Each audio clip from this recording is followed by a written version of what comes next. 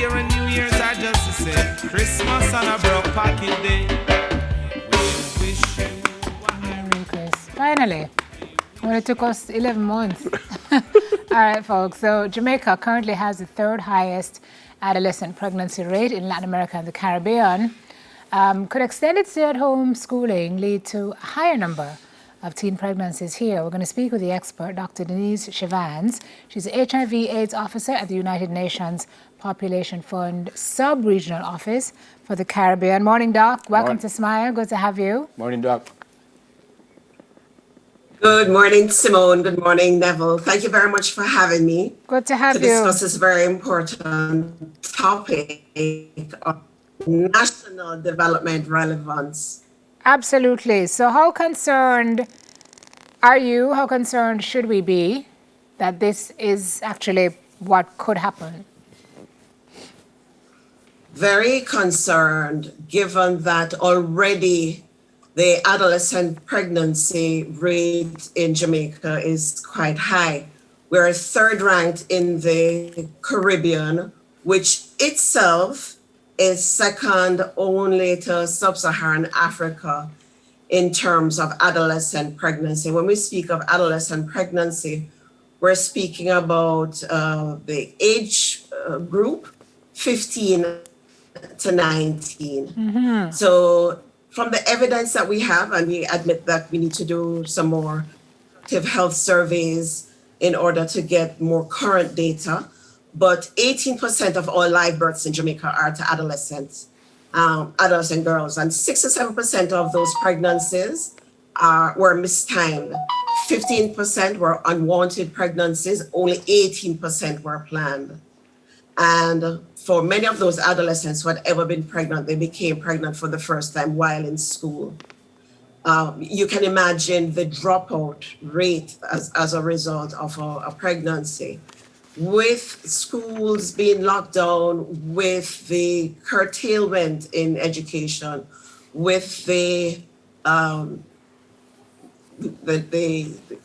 lockdowns, as I said before, when girls are at home and they are subject to gender-based violence, which we have noted is on the increase in as a result of women and girls being locked down with a perpetrator, there can be an increase in adolescent pregnancy. Sure. So is that what we'd be attributing it to, is the increase in the gender-based violence, or are we talking about the fact that young people may not be,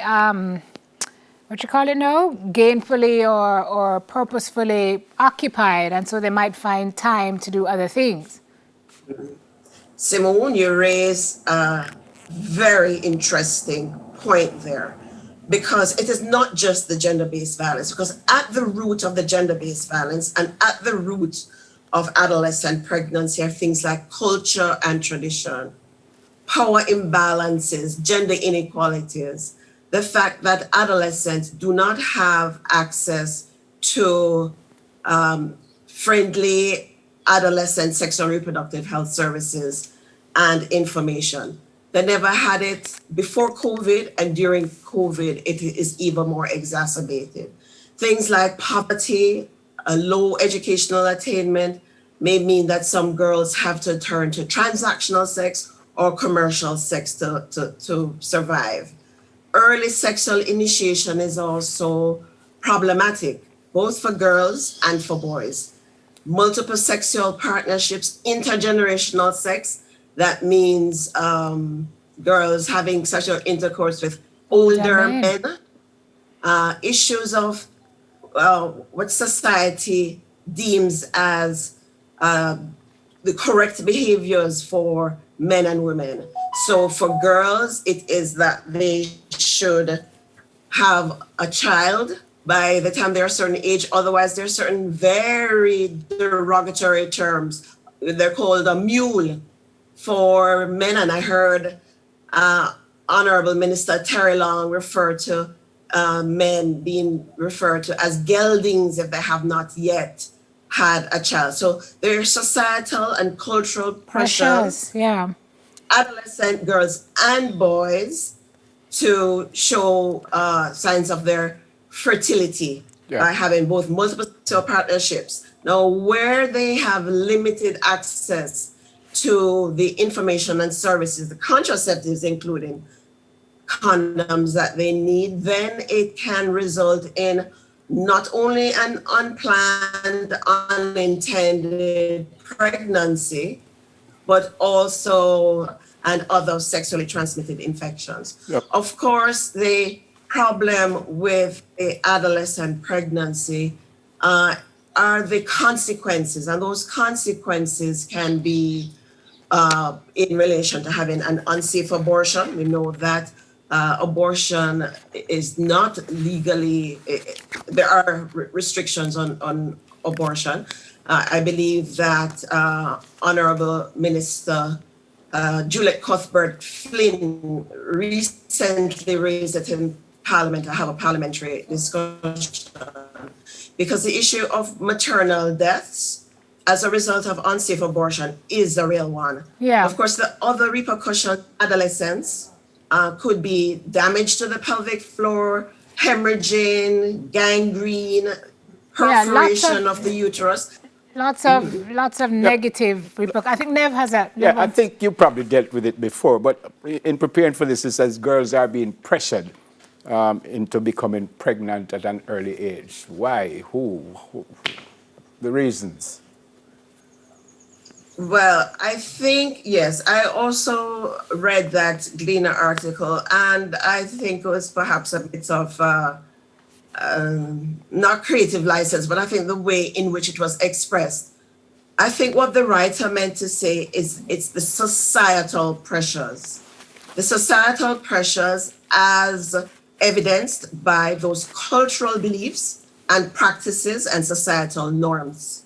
And those norms are what I was referring to before, for adolescent girls and boys to prove their fertility. So by having multiple sexual partnerships is one thing. Same cultural context that you mentioned earlier, Doc. So what do we have to go, but what do we do about this? What is the plan? What are the next steps? How do we fix it? Can we fix it? Yes, we can fix it.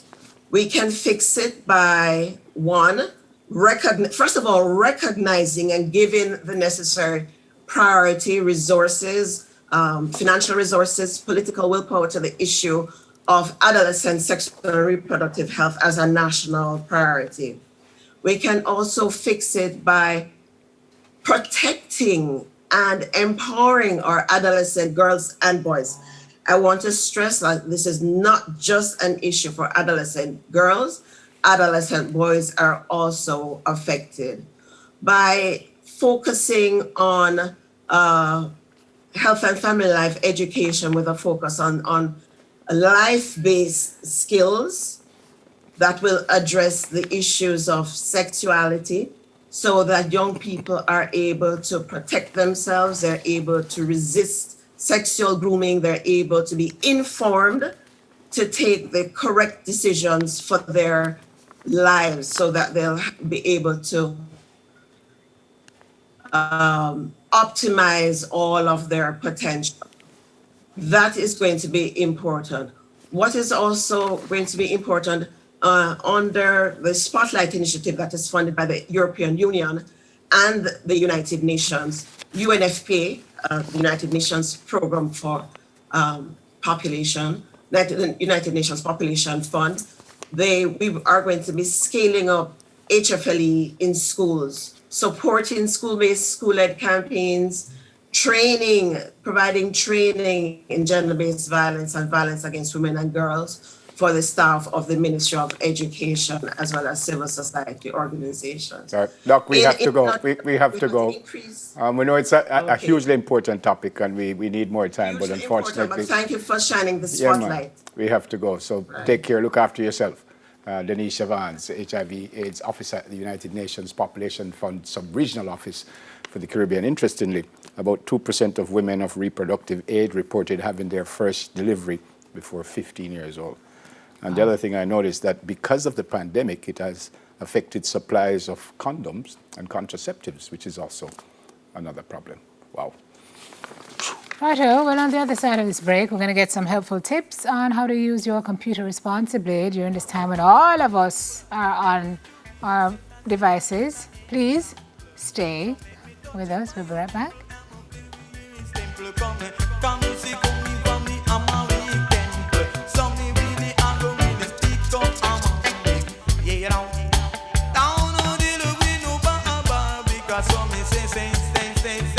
Say